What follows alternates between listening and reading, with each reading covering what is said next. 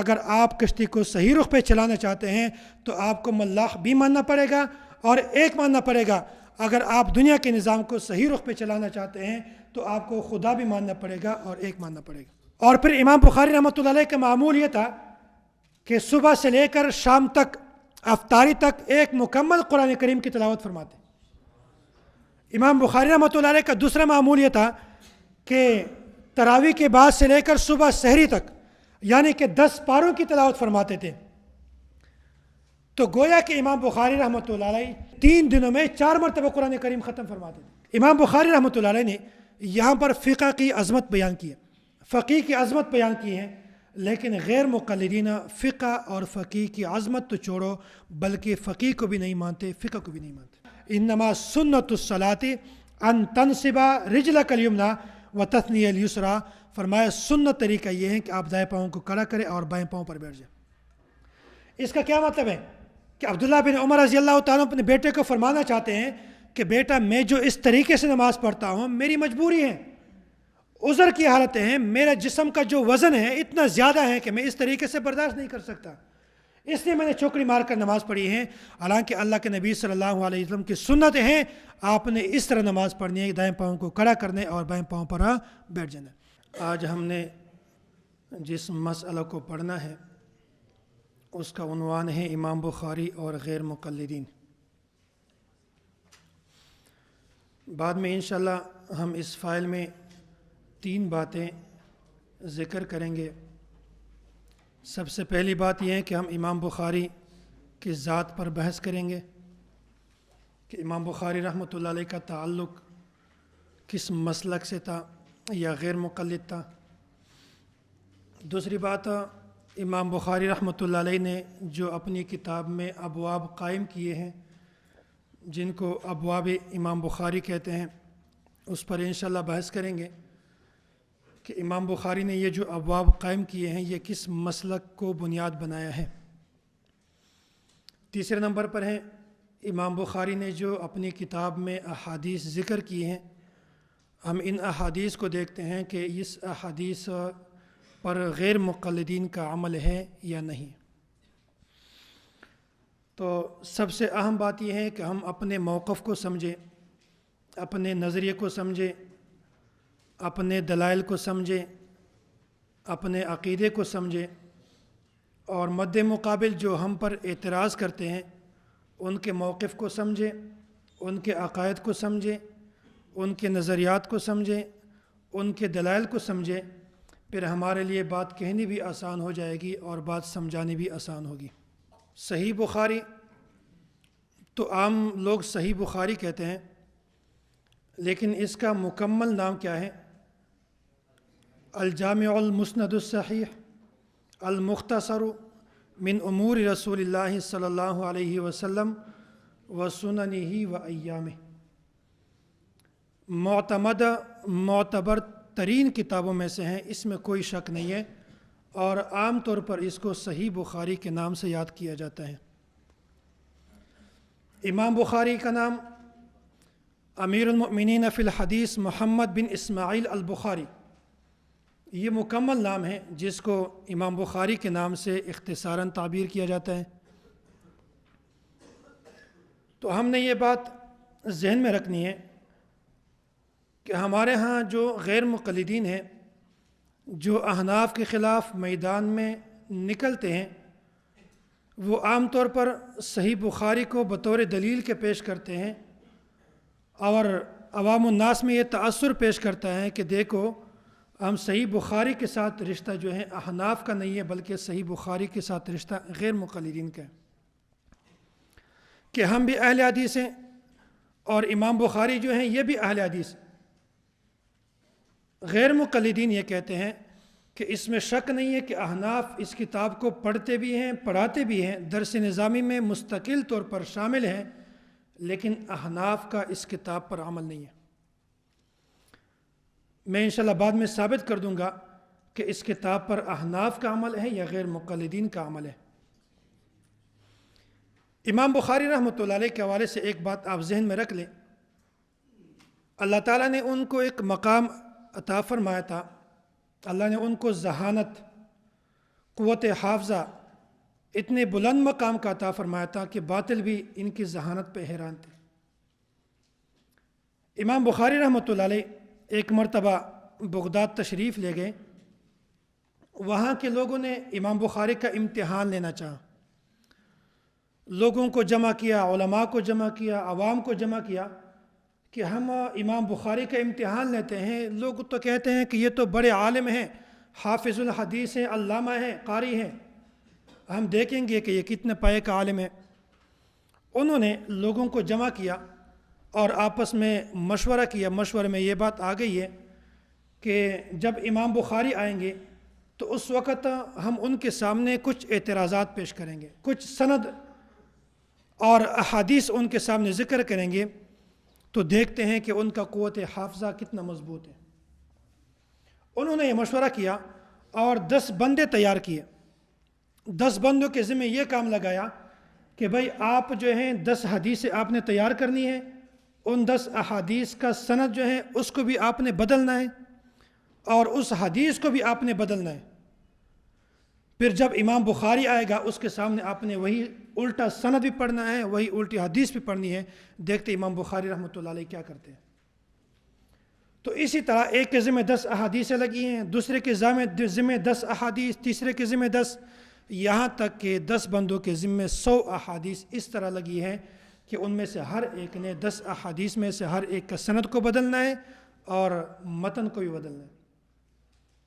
امام بخاری رحمۃ اللہ علیہ تشریف لائے تو وہاں پر لوگوں نے پوچھا کہ حضرت ہم آپ سے کچھ پوچھنا چاہتے ہیں، اپنے علم میں اضافہ کرنا چاہتے ہیں۔ تو امام بخاری نے کہا کہ ٹھیک ہے، جس طرح آپ کرنا چاہتے ہیں کریں۔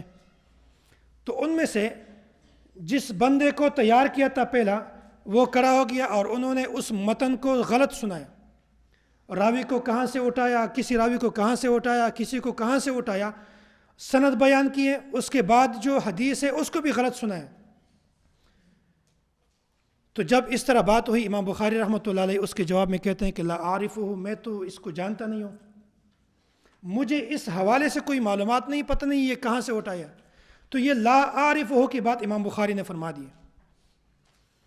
وہاں پر عوام بھی بیٹھے ہوئے تھے اور علماء بھی تھے، جید فقہا بھی بیٹھے ہوئے تھے۔ عوام تو سمجھ رہے تھے کہ یہ تو امام بخاری ہم نے صرف نام سنا ہوا تھا، یہ تو کسی کام کے نہیں ہے، ان کو تو احادیث یاد بھی نہیں ہے، ہر ایک حدیث کے بارے میں یہی کہتے ہیں لا عارفہ لا عارفہ لا عارفہ۔ یہاں تک کہ ان 10 بندوں نے 100 کے 100 احادیث اس طرح سنا دی ہیں، ہر ایک کے بارے امام بخاری فرماتے لا عارفہ۔ عوام سمجھتے تھے کہ امام بخاری کو نہیں آتی، لیکن وہاں پر جو علماء تھے وہ سمجھتے تھے کہ امام بخاری کیا کہنا چاہتے ہیں۔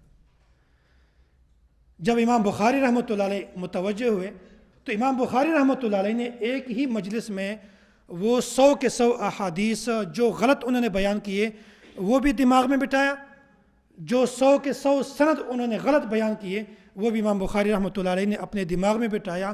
تو ایک ہی مجلس میں امام بخاری رحمۃ اللہ علیہ نے ان 100 احادیث کا غلط متن اسی مجلس میں سنایا اور کہا کہ یہ آپ نے غلط بیان کیا ہے اور اس کا صحیح سند یہ ہے۔ جب حدیث کی باری آئی ہے تو فرمایا کہ آپ نے یہ حدیث غلط بیان کی ہے، یہ صحیح حدیث یہ ہے۔ تو امام بخاری رحمۃ اللہ علیہ نے ایک ہی مجلس میں اس طرح معاملہ کیا ان کے ساتھ کہ عوام بھی بعد میں پریشان ہو گئے کہ واقعتاً امام بخاری کیا کہنا چاہتے تھے لا عارف سے۔ تو امام بخاری رحمۃ اللہ علیہ کو اللہ تعالیٰ نے اتنی ذہانت عطا فرمائی تھی کہ باطل بھی ان کی ذہانت پر حیران تھے۔ صحیح بخاری میں کچھ مرفوعات بھی ہیں جن کی سند رسول اللہ صلی اللہ علیہ وسلم تک پہنچتی ہے۔ صحیح بخاری میں کچھ موقوفات بھی ہیں جس کی سند صحابی تک پہنچتی ہے۔ صحیح بخاری میں کچھ مقطوعات بھی ہیں جس کی سند تابعی تک پہنچتی ہے۔ صحیح بخاری میں معلقات بھی ہیں، یعنی کہ بعض روایات ایسے ہیں کہ جس کا سند ذکر نہیں کیا، بعض ایسے ہیں کہ جس میں سے کچھ راوی ذکر کر دی لیکن مکمل سند کو ذکر نہیں کیا۔ اسی طرح صحیح بخاری میں مکررات بھی ہیں، ایک حدیث کو کئی مرتبہ لائے ہیں، دوسری مرتبہ مکمل حدیث یا اس کا بعض حصہ لائے ہیں۔ صحیح بخاری میں توابع بھی ہیں، ایک حدیث کو ذکر کر دیا، اس کے تابع کو بھی ذکر کر دیا۔ تو ان تمام کو اگر ملائیں گے تو ان کی تعداد بنتی ہیں 9082۔ تو صحیح بخاری میں صرف رسول اللہ صلی اللہ علیہ وسلم کے فرامین نہیں ہے. میں آپ سے بعد میں اس کا جواب آپ سے سنوں گا، یک مشت اور یک زبان آپ نے مجھے اس کا جواب دینا ہے ہاں اور نہ میں. صحیح بخاری میں رسول اللہ صلی اللہ علیہ وسلم کے فرامین صرف یہ نہیں ہے، بلکہ صحابہ کرام، تابعین، تبع تابعین اور بعد کے فقہاء کرام کے اقوال بھی موجود ہیں. صرف رسول اللہ صلی اللہ علیہ وسلم کے فرامین نہیں بلکہ تمام کے تمام کیا ہے، موجود ہے.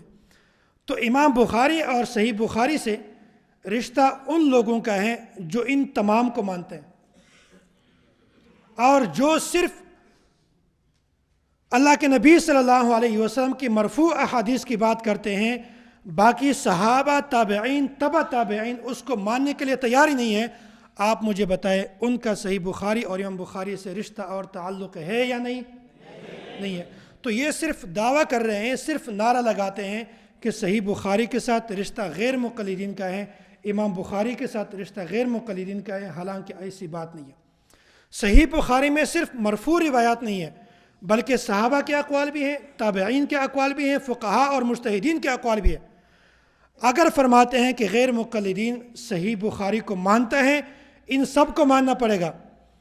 اگر ان سب کو نہیں مانتا تو اس کا مطلب یہ ہے کہ امام بخاری جس کو مانتا ہے وہ غیر مقلدین نہیں مانتے، تو اس صحیح بخاری اور امام بخاری کے ساتھ تعلق احناف کا ہے، غیر مقلدین کا نہیں ہے.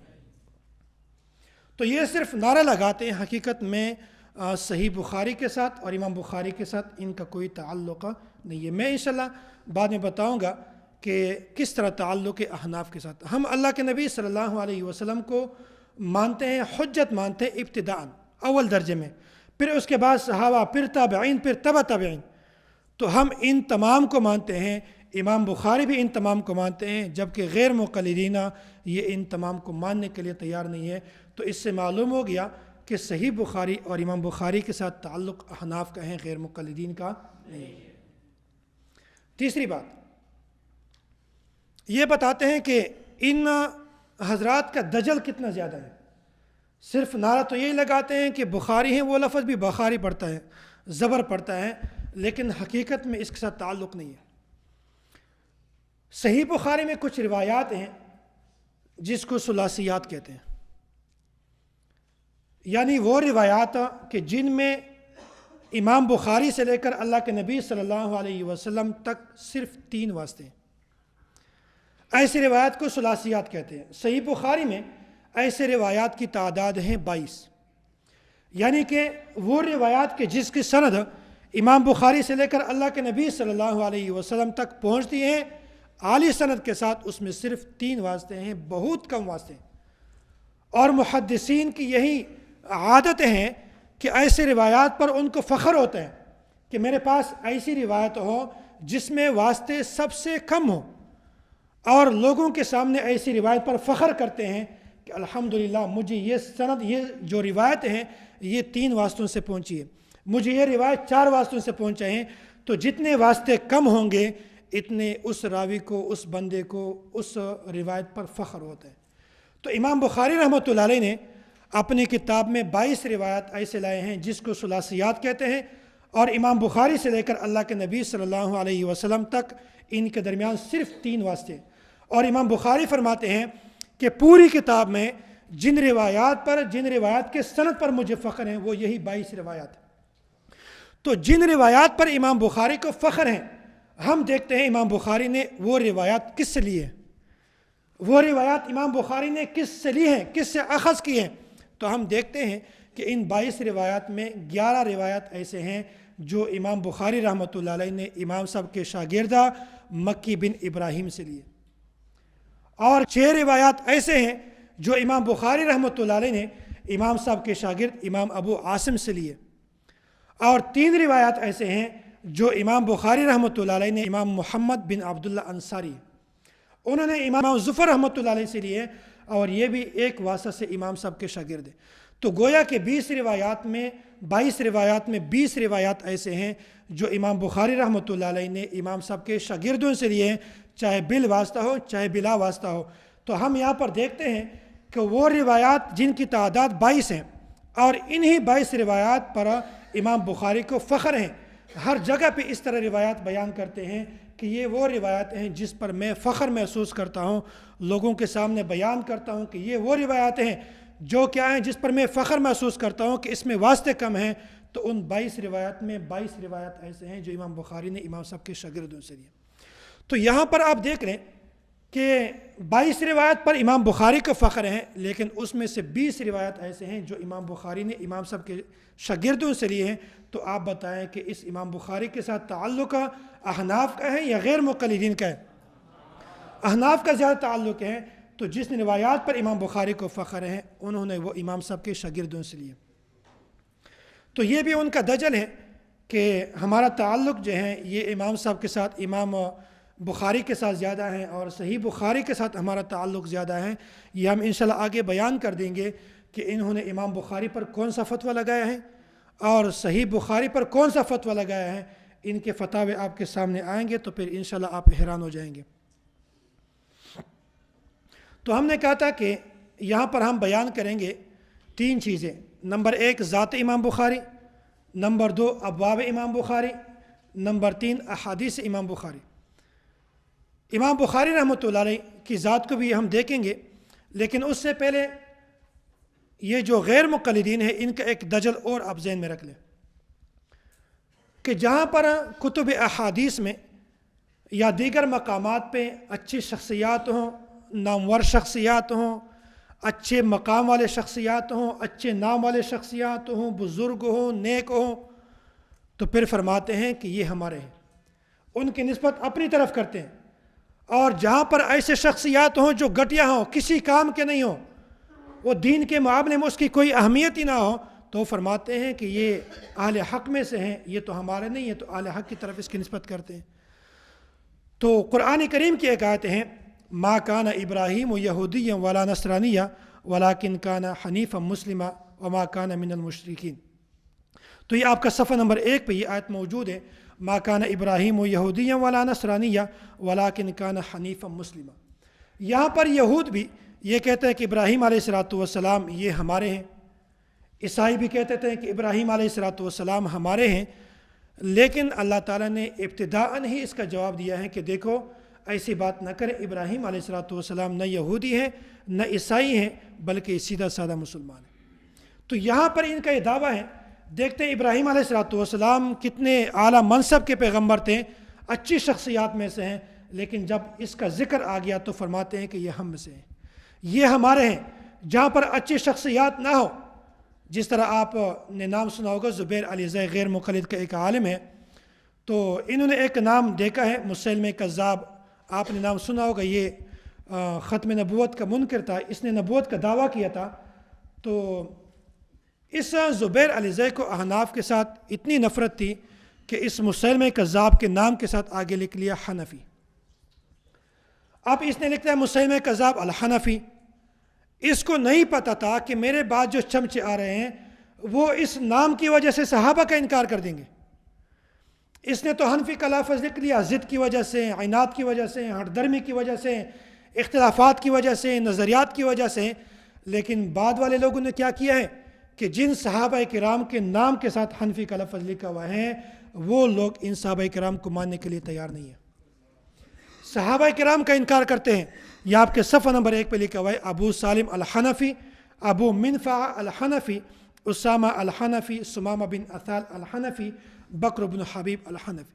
یہ صحابہ کرام کے نام ہیں, لیکن حنفی کا لفظ لکھا ہوا ہے, اس لیے غیر مقلدین ان صحابہ کو ماننے کے لیے تیار نہیں ہیں. یہ ان کا دجل ہے. دوسری بات, کتب احادیث میں یا دیگر محدثین کی جو کتابیں ہیں وہاں پر اہل الحدیث اصحاب الحدیث کا لفظ ملتا ہے. اصحاب الحدیث اور اہل الحدیث کہتے کسے ہیں؟ دیکھ لیں, اس وقت کے اہل حدیث بھی تھے, اس وقت کے اہل الحدیث بھی تھے, اصحاب الحدیث بھی تھے, آج کل کے دور کے بھی ہیں. لیکن اس میں فرق کئی وجوہات سے. ایک وجہ تو یہ ہے کہ اس دور کے جو اہل الحدیث تھے وہ تمام احادیث کو مانتے تھے, وہ تمام احادیث پر عمل بھی کرتے تھے, احادیث پر اس کا عمل بھی تھا, اور ان کو ہزاروں احادیث یاد بھی تھے۔ اور 4 نمبر پہ کیا ہے، وہ جو محدثین تھے، اصحاب الحدیث تھے، اہل الحدیث تھے، وہ تقلید کو بھی مانتے تھے۔ اور آخری بات کیا کرتے تھے، وہ بزرگوں کا ادب بھی کرتے تھے، ان کو احترام کی نگاہ سے بھی دیکھتے تھے۔ لیکن آج کل کے جو اہل حدیث ہیں وہ ان کو ہزاروں احادیث یاد بھی نہیں ہے، تمام احادیث کو مانتے بھی نہیں ہیں، احادیث پر عمل بھی نہیں کرتے، تقلید کو بھی نہیں مانتے، فقہا اور مجتہدین کو بھی نہیں مانتے، علماء کو ادب اور احترام کی نگاہ سے بھی نہیں دیکھتے ہیں۔ تو اس وقت کے اہل الحدیث اور تھے اور آج کل کے اہل الحدیث یہ اور ہے۔ تو ان کتابوں میں جب اس طرح کا لفظ ملتا اصحاب الحدیث یا اہل الحدیث، تو پھر دیکھتے ہیں کہ یہ لفظ جو ہے مقام مدح میں ہے یا مقام ذم میں۔ اگر یہی لفظ مقام مدح میں ہو، ان کی تعریف کی گئی ہو، تو پھر فرماتے تھے کہ اس اصحاب الحدیث سے ہم مراد ہیں۔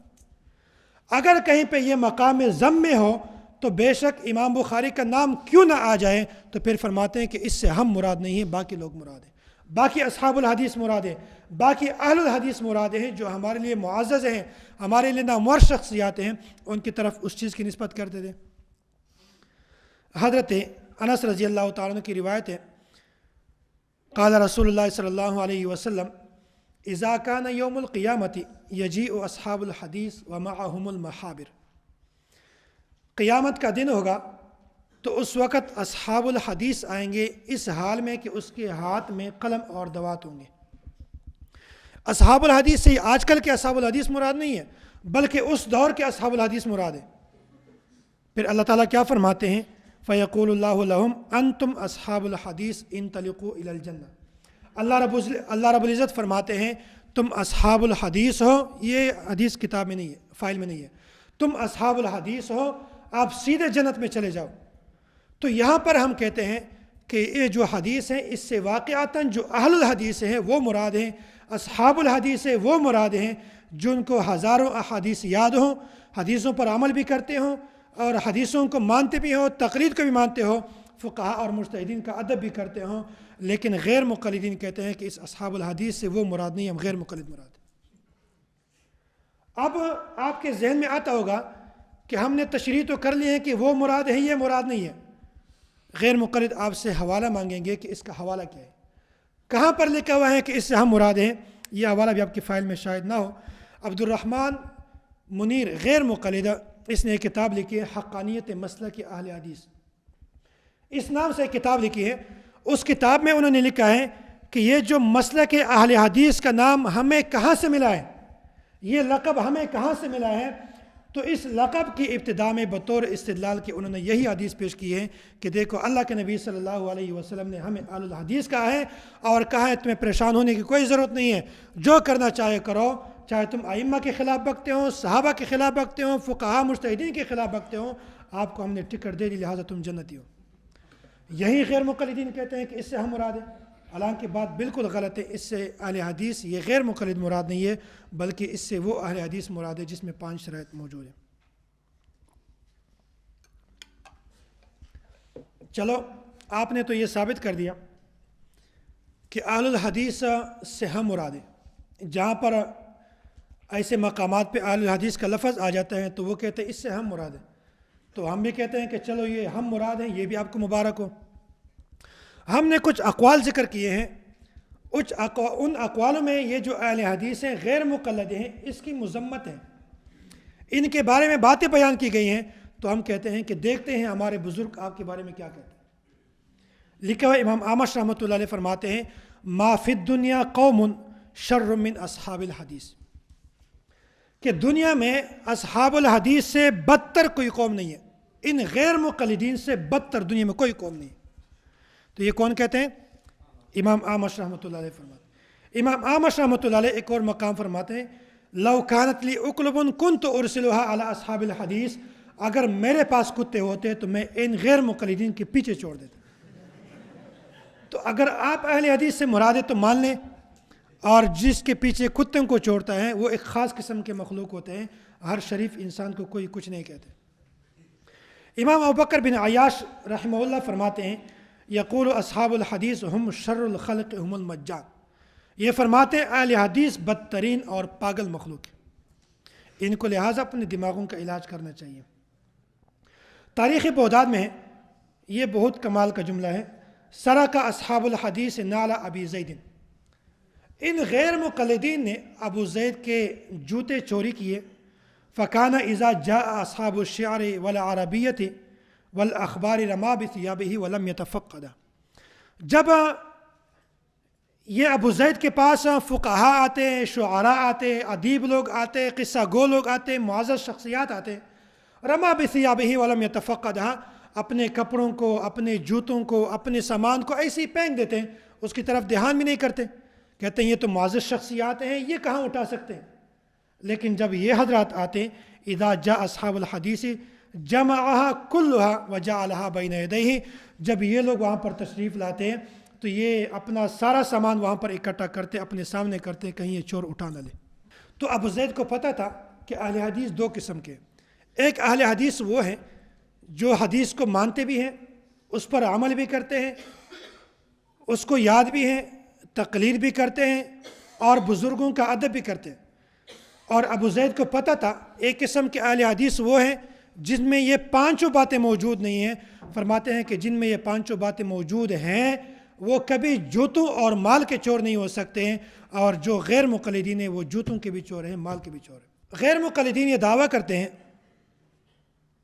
کہ آپ نے جو بھی روایت پیش کرنی ہے آپ نے صحیح بخاری سے پیش کرنی ہے، ہر جگہ پہ اصح الکتب بعد کتاب اللہ صحیح بخاری، اس طرح کا جملہ استعمال کرتے ہیں۔ یہ ایسے استعمال کرتے جیسے وہ کسی کتاب کو مانتے نہیں، اور بس یہی کتاب استعمال کرتے۔ تو ہم کہتے ہیں کہ اگر آپ صرف صحیح بخاری کی بات مانتے ہیں تو بہت سارے ایسے مسائل ہیں جو اجتہادی مسائل ہیں، آپ ان کو اکٹھا کریں، آپ ان کے سامنے رکھ دیں کہ آپ یہ مسئلہ صحیح بخاری سے دکھائیں۔ کم از کم اگر صحیح بخاری میں موجود نہیں ہے تو آپ کتب احادیث کی کسی بھی کتاب سے دکھائیں، وہ زہر کا گھونٹ تو پی لیں گے لیکن وہ اس طرح کی حدیث کبھی بھی نہیں دکھائیں۔ نماز میں تکبیر تحریمہ فرض ہیں، واجب ہیں، سنت ہیں، مستحب ہیں، نفل ہیں، یہ آپ کسی حدیث سے دکھا دیں تو اس طرح کی باتیں حدیث میں نہیں ہیں۔ آپ فرما دیں کہ اگر حدیث میں نہیں ہے، آپ اہل الحدیث ہیں، اصحاب الحدیث ہیں، تو پھر آپ اس پر عمل کیوں کرتے ہیں؟ جب حدیث میں اس کا تذکرہ نہیں ہے تو پھر آپ مانتے کیوں ہیں؟ دوسرے نمبر پہ نماز میں تکبیر تحریمہ کے وقت رفع الیدین، ہاتھ اٹھانا، یہ فرض ہیں، واجب ہیں، سنت ہیں، کون سا عمل ہے؟ تو پھر فرمایا کہ آپ رفع الیدین تو کرتے ہیں لیکن یہ عمل فرض ہیں یا واجب ہیں، کسی حدیث سے دکھاؤ۔ تو وہ کسی بھی حدیث سے نہیں دکھا سکتے، اجتہادی مسائل ہیں۔ آگے نماز میں ثنا پڑھنا، یہ فرض ہیں، واجب ہیں، سنت ہیں۔ موبائل فون پہ آیت سجدہ سن لینا، اسی طرح موبائل فون اور انٹرنیٹ پر نکاح پڑھانا، اور حالت روزہ میں انجیکشن لگانا، انتقال خون کا حکم، تو آپ فرما دیں کہ ان مسائل کا حل جو ہے آپ صحیح بخاری سے دکھا دیں، وگرنہ کسی بھی صحیح کتاب جو صحیح احادیث کی ہو آپ وہیں سے اس کی ثبوت دکھا دیں۔ آپ کو گزشتہ سبق میں بتایا تھا کہ امام بخاری رحمۃ اللہ علیہ یہ امام صاحب کے وفات کے کتنے عرصے بعد پیدا ہوئے ہیں۔ تو یہ امام صاحب کے شاگردوں کے شاگرد ہیں، اور ہمارا اہل سنت والجماعت کا ایک عقیدہ ہے، نظریہ ہے، ہم اللہ کی وجود کو بھی مانتے ہیں اور اللہ تعالیٰ کی توحید کے بھی قائل ہیں۔ ہم اللہ کی ذات کو بھی مانتے ہیں اور اللہ کو ایک بھی مانتے ہیں۔ اللہ کی ذات کو مانتے ہیں نظام کائنات کو بنانے کے لیے، اور اللہ کو ہم ایک مانتے ہیں نظام کائنات کو چلانے کے لیے۔ اگر ہم اللہ کی ذات کو نہ مانیں تو یہ دنیا کا جو نظام ہے یہ بنتا نہیں ہے۔ اگر ہم اللہ کو ایک نہ مانیں تو دنیا کا نظام چلتا نہیں ہے۔ اس لیے ہم اللہ کی ذات کو بھی مانتے ہیں اور اللہ کی ذات کی توحید کو بھی مانتے ہیں کہ ایک ہے، زیادہ نہیں ہے۔ تو ایک فرقہ ہے دہریہ۔ دہریہ کو دہریہ اس لیے کہتے ہیں، وہ کہتے ہیں بھئی آسمان جو ہے خود بنا ہے، زمین خود بنی ہے، سورج خود بنا ہے، یہ خود چلتا ہے، اس کے بنانے والا کوئی نہیں ہے، اس کے چلانے والا کوئی نہیں ہے۔ دنیا کا جو نظام ہے یہ خود بنا ہے، اس کے بنانے والا کوئی نہیں ہے، یہ خود چلتا ہے، اس کے چلانے والا کوئی نہیں ہے۔ تو دہریہ یہ جو طبقہ ہے، علامہ ابن کثیر رحمۃ اللہ علیہ نے یہ پہلی جلد میں اس واقعے کو ذکر کیا ہے۔ وہاں پر دہریہ نے امام صاحب کو مناظرے کا چیلنج دیا کہ آپ کے ساتھ ہم مناظرہ کریں گے، کس بات پر؟ آپ نے اس بات پر دلائل دینے ہیں کہ اللہ تعالیٰ کی ذات ہے اور اللہ تعالیٰ کی ذات ایک ہے، زیادہ نہیں ہے۔ آپ نے اللہ کے وجود کو بھی ثابت کرنا ہے اور اللہ تعالیٰ کو ایک بھی ثابت کرنا ہے۔ یہ انہوں نے مناظرے کا کہا۔ جب مناظرے کا وقت آ گیا تو امام صاحب اپنے وقت سے تھوڑا سا تاخیر سے پہنچے۔ یہ واقعہ ہے، ہر بندہ اپنے انداز میں پیش کرتے ہیں۔ تو امام صاحب جب پہنچ گئے وہاں پر ان داہریہ کے لوگوں نے امام صاحب کو دیکھا، وہ سوچ رہے تھے ایک بات کے بارے میں۔ تو انہوں نے کہا تھا کہ آپ کس بات پہ سوچ رہے ہیں، کیا مسئلہ ہے؟ تو امام صاحب نے فرما دیا تھا کہ اس طرح میں راستے میں آ رہا تھا، میرے ساتھ ایک مسئلہ پیش آیا، میں سمندر کے اس جانب تھا، میں آ رہا تھا سمندر کے اس جانب آپ کے پاس، تو دیکھا کہ وہاں پر نہ کوئی کشتی ہے، نہ کشتی چلانے والا ہے، کچھ بھی نہیں ہے۔ میں پریشان تھا کہ میں آپ کے پاس کس طریقے سے آ جاؤں۔ تو یہ مسئلہ سوچ رہا تھا۔ پھر امام صاحب نے فرمایا کہ میں نے وہاں پر دیکھا کہ ایک درخت ہے، وہ خود کٹ گئی ہے اور میرے پاس آ گئی ہے۔ پھر میں دیکھ رہا ہوں کہ وہاں اس درخت سے خود پٹے بن گئے اور اس درخت سے خود کشتی بن رہی ہے، بنانے والا کوئی نہیں ہے۔ پھر میں دیکھ رہا ہوں کہ وہ کشتی جو ہے وہ پانی کے اندر گیا اور خود چل رہی ہے، اس میں بیٹھ گیا، میں آپ کے پاس آ گیا ہوں۔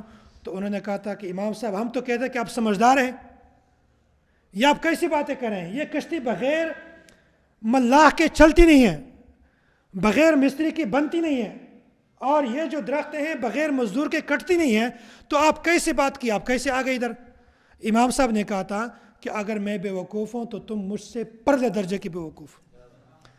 اگر ایک کشتی بغیر ملاح کے چلتی نہیں ہے، بغیر مستری کے بنتی نہیں ہے، اور درخت جو ہے بغیر مزدور کے کٹ کر نہیں آتی میرے پاس، تو اس دنیا کا جو اتنا بڑا نظام ہے یہ بغیر کسی بنانے والے کے کیسے بنا ہے اور کسی چلانے والے کے بغیر کیسے چلتا ہے؟ تو امام صاحب نے کہا کہ دیکھو، کشتی چلانے والے کو ملاح کہتے ہیں، کشتی بنانے والے کو مستری کہتے ہیں، اور درخت کاٹنے والے کو مزدور کہتے ہیں۔ اگر آپ کشتی کے چلانے والا ملاح ایک سے زائد مانیں تو پھر آپ کا جو کشتی ہے یہ صحیح رخ پہ نہیں چلتی۔ ایک ڈرائیور کہے گا میں نے اس طرف لے کر جانا ہے، دوسرا کہے گا میں نے اس طرف لے کر جانا ہے، تیسرا کہے گا میں نے اس طرف لے کر جانا ہے، تو یہ کشتی صحیح رخ پہ نہیں چلتی۔ اگر آپ دنیا کا نظام چلاتے ہیں، آپ ایک خدا کی جگہ پہ تین خدا مانیں، ایک خدا کہے گا میں نے بارش برسانا ہے، دوسرا کہے گا میں نے بارش نہیں برسانا، ایک کہتے ہیں میں نے سورج نکلوانا ہے، دوسرا کہتے ہیں میں نے بارش برسانا ہے، تو یہ دنیا کا نظام صحیح رخ پہ نہیں چلتا۔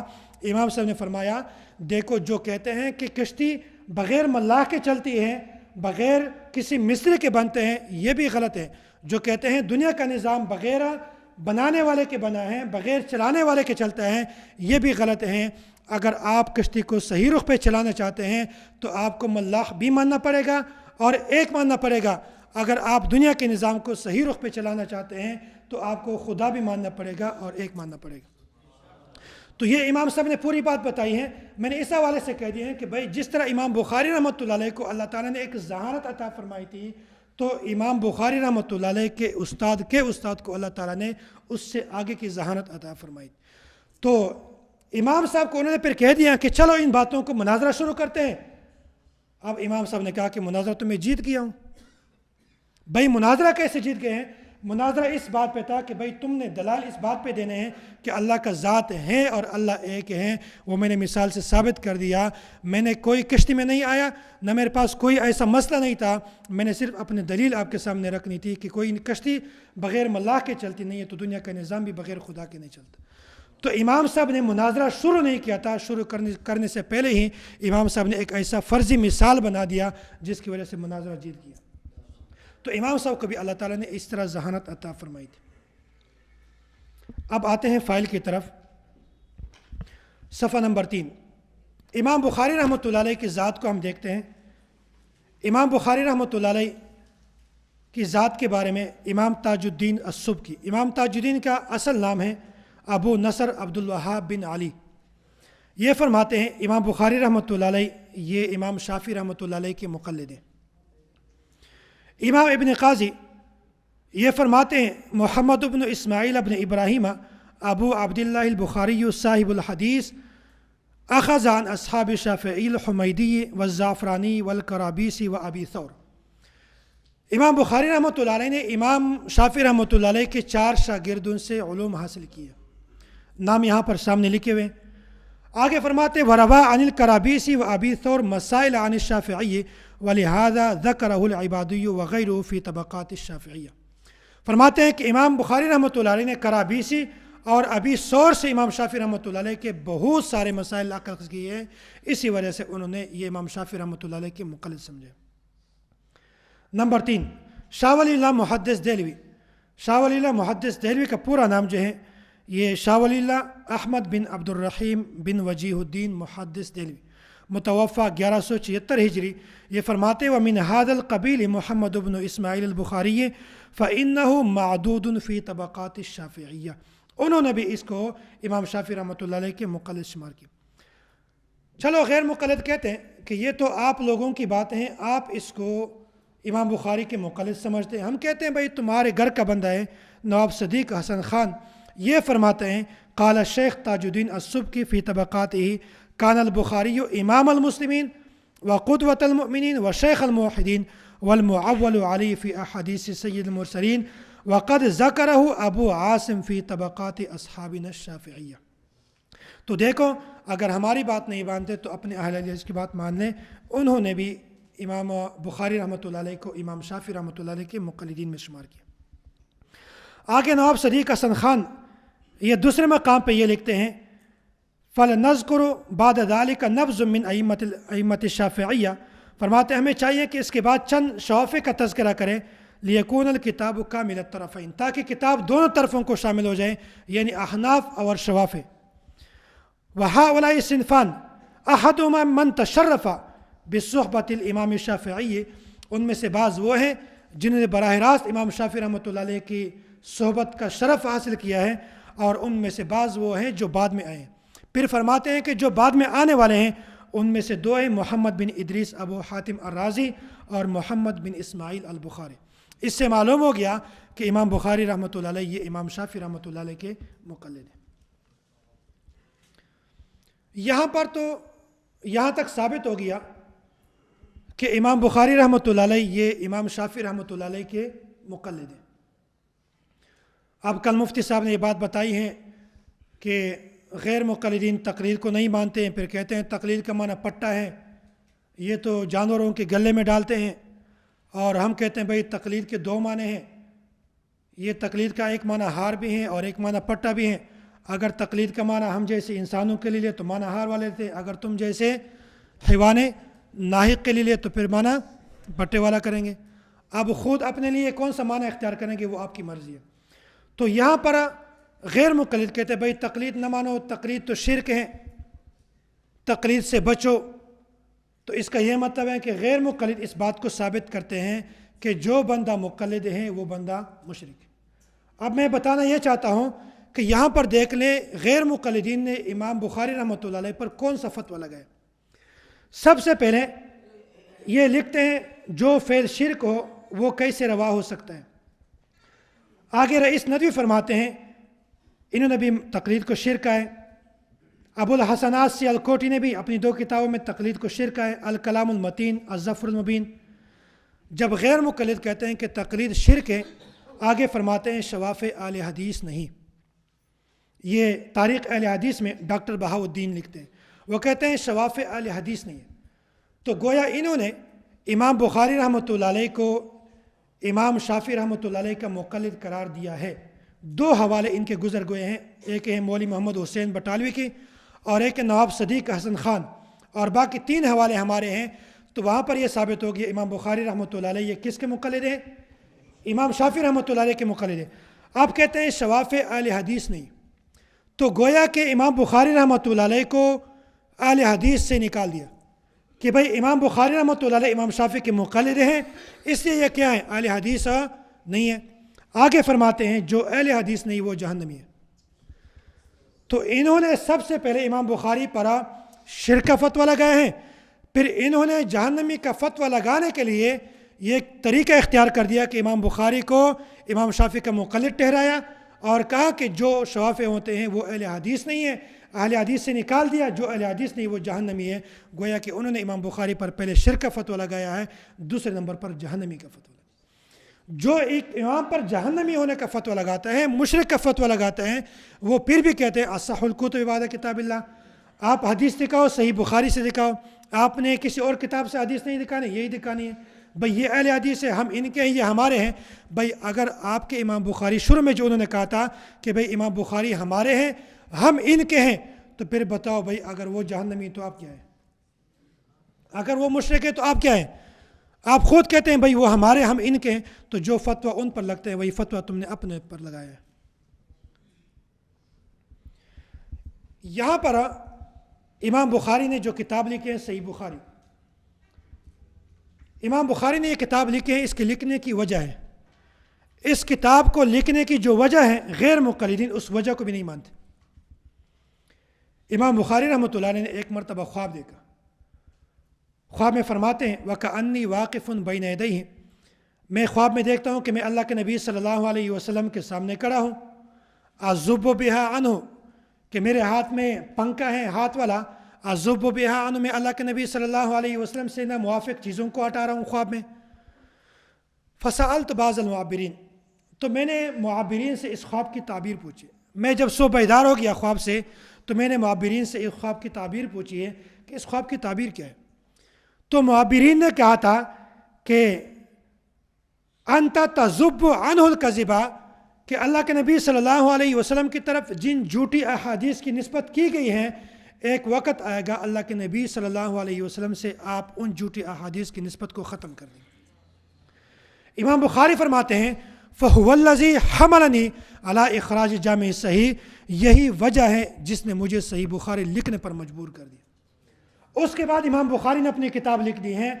تو دیکھو امام بخاری نے ایک کتاب لکھی ہے، وجہ کیا ہے؟ خواب دیکھنا ہے. خواب میں معبرین نے اس کی تعبیر بتائی ہے، لیکن غیر مقلدین اس خواب کے بارے میں کہتے ہیں یہ عقیدہ آیات قرآنی کا صحیح کفر کرتا ہے. تو بھائی جس عقیدے کی بنیاد پر امام بخاری نے کتاب لکھی ہے غیر مقلدین اس عقیدے کو بھی نہیں مانتا. لہٰذا آپ یہ کہنا کہ بھائی غیر مقلدین کے ساتھ، یہ امام بخاری کے ساتھ اور صحیح بخاری کے ساتھ ہمارا تعلق زیادہ ہے، یہ ایسے بے بنیاد بات ہیں، حقیقت کے ساتھ اس کا تعلق نہیں ہے. اسی طرح خواب امام صاحب نے بھی دیکھا تھا. امام صاحب نے ایک مرتبہ خواب دیکھا کہ خواب میں دیکھتا ہوں کہ اللہ کے نبی صلی اللہ علیہ وسلم کا قبر مبارک ہے، یہ شق ہو چکا ہے، پٹ چکا ہے، اور میں اللہ کے نبی صلی اللہ علیہ وسلم کی ہڈیاں مبارک کو ایک اٹھا رہا ہوں اور اس کو اکٹھا کر رہا ہوں اور اس کو اپنے سینے سے لگا رہا ہوں. جب میں صبح اٹھا تو امام صاحب فرماتے ہیں کہ مجھے بخار ہو گیا تھا. لوگ میری عیادت کے لیے آتے تھے، پوچھتے تھے کہ کیا مسئلہ ہے، کیا بیماری ہے، کیا ہوا ہے. امام صاحب کو اس خواب کی وجہ سے اس طرح بیماری لگ گئی تھی. تو امام صاحب نے اپنے ایک شاگرد کو امام ابن سیرین رحمۃ اللہ علیہ کے پاس بھیجا ہے اور فرما دیا تھا کہ جاؤ امام ابن سیرین رحمۃ اللہ علیہ کے پاس اور ان سے کہو کہ اس خواب کی تعبیر کیا ہے. اور امام صاحب جو ہیں مقام مرتبے میں ان سے بڑے تھے. یہ پھر الگ موضوع ہیں کہ بھائی ہمارے اکابر جو ہیں اپنے بزرگوں کو احترام کرتے ہیں، ادب کرتے ہیں. کس صدی سے کس صدی تک کون سے علماء ہیں جو کن کن علماء کے احترام کرتے تھے، ہم اثر تھے. اور اس عرصے سے پہلے کچھ دور اس میں کون سے علماء ہیں اور آج کل کے دور میں کچھ علماء ہیں. یہ مستقل موضوع ہیں، اس پر ہمارے مواد موجود ہیں. لیکن یہاں پر امام صاحب نے فرما دیا تھا کہ بھائی آپ نے جا کر ان سے اس خواب کی تعبیر پوچھنی ہے، لیکن یہ نہیں بتانا کہ خواب کس نے دیکھی ہے. اگر وہ بتا دیتے کہ خواب کس نے دیکھی ہیں پھر تو شاید خواب کی تعبیر نہ بتاتے ہیں کہ بھائی امام صاحب تو خود خواب کی تعبیر جانتے ہیں، ہم سے بہت بڑے مرتبے کے ہیں، بہت بڑے منصب کے ہیں. لیکن امام صاحب نے کہا تھا کہ یہ اس فن کا ماہر ہے، اس لیے آپ اس سے خواب کی تعبیر پوچھ دیں. امام صاحب کا شاگرد آ گیا، فرما دیا تھا کہ اس طرح خواب ہے، اس کی تعبیر بتا دیں. انہوں نے کہا تھا امام ابن سیرین رحمۃ اللہ علیہ نے کہ یہ خواب دیکھی کس نے ہے یہ تو بتاؤ. اس نے کہا جس نے دیکھی ہے اس نے مجھے بتانے سے منع فرمایا ہے کہ آپ نے بتانا نہیں کہ یہ خواب کس نے دیکھی ہے. فرمایا کہ آپ بتائیں نہ بتائیں، یہ خواب امام صاحب کے بغیر کوئی بھی نہیں دیکھ سکتا. تو امام ابن سیرین رحمۃ اللہ علیہ نے خواب کی تعبیر یہ بتائی ہے کہ بھائی ایک وقت آئے گا کہ اللہ کے نبی صلی اللہ علیہ وسلم کی جو سنتیں ہیں ادھر ادھر پھیلی ہوئی ہیں، ان کو جمع کرنے کا اور ان کو دنیا میں پھیلانے کا کام اللہ تعالیٰ امام صاحب سے لے گا. پھر دنیا بھی حیران ہے، اہل حق بھی حیران ہے، باطل بھی حیران ہے کہ اللہ تعالیٰ نے امام صاحب سے کتنا بڑا کام لیا. تو یہی خواب امام صاحب نے بھی دیکھا تھا. تیسری بات، امام بخاری رحمۃ اللہ علیہ کا ایک معمول تھا، تفصیل آپ فائل میں دیکھ لیں گے، عربی عبارات ہیں۔ امام بخاری رحمۃ اللہ علیہ کا یہ معمول تھا کہ جب رمضان کا چاند نظر آتا تو یہ اپنے شاگردوں کو بلاتا، شاگرد و خلفاء متوسلین تعلق والے یہ امام بخاری کے پاس آتے اور امام بخاری رحمۃ اللہ علیہ ان کو 20 رکعت تراویح پڑھاتے۔ اور پھر امام بخاری رحمۃ اللہ علیہ کا معمول یہ تھا کہ صبح سے لے کر شام تک، افطاری تک ایک مکمل قرآن کریم کی تلاوت فرماتے۔ امام بخاری رحمۃ اللہ علیہ کا دوسرا معمول یہ تھا کہ تراویح کے بعد سے لے کر صبح سحری تک یعنی کہ 10 پاروں کی تلاوت فرماتے تھے۔ تو گویا کہ امام بخاری رحمۃ اللہ علیہ 3 دنوں میں 4 مرتبہ قرآن کریم ختم فرماتے تھے۔ تو امام بخاری رحمۃ اللہ علیہ کا یہ معمول تھا، لیکن غیر مقلدین اس عمل کو بھی ماننے کے لیے تیار نہیں ہے۔ غیر مقلد کیا کہتے ہیں؟ مولوی یونس یہ فرماتے ہیں ایک رات میں سارا قرآن کریم ختم کرنا یہ بدعت اور گناہ ہے۔ غیر مقلد علامہ وحید الزمان لکھتے ہیں اہل حدیث نے 3 دن سے جلد میں قرآن کریم کا ختم کرنا مکروہ رکھا ہے۔ گویا کہ امام بخاری رحمۃ اللہ علیہ پر جو فتوے لگائے تھے یہ تو ان کے لیے بہت کم ہے۔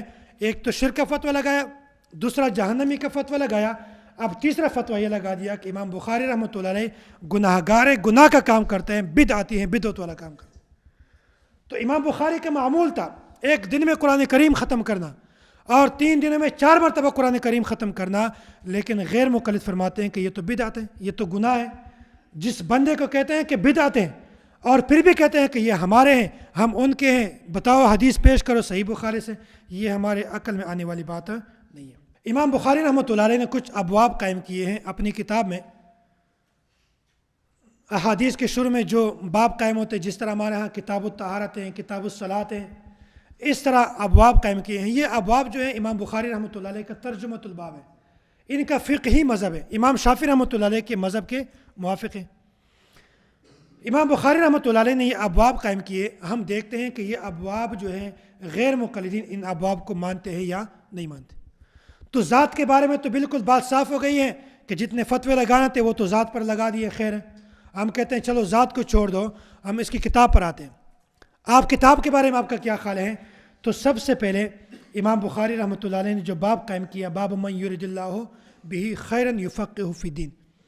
امام بخاری رحمۃ اللہ علیہ نے یہاں پر فقہ کی عظمت بیان کی ہے، فقیہ کی عظمت بیان کی ہے، لیکن غیر مقلدین فقہ اور فقیہ کی عظمت تو چھوڑو بلکہ فقیہ کو بھی نہیں مانتے، فقہ کو بھی نہیں مانتے۔ امام بخاری رحمۃ اللہ علیہ اس کی عظمت کو بیان کر رہے ہیں اور غیر مقلدین فقیہ کو مانتے نہیں ہیں۔ امام بخاری رحمۃ اللہ علیہ نے دوسرا باب قائم کیا ہے، باب من خص بالعلم قوما دون قوم کراہیت اللہ یفہموا۔ امام بخاری فرماتے ہیں کہ بھائی ہر قوم کے سامنے ہر فن بیان نہ کرو، جس قوم کو جس فن کے ساتھ مناسبت نہ ہو، وابستگی نہ ہو، اس کے سامنے وہ چیزیں بیان نہ کرو۔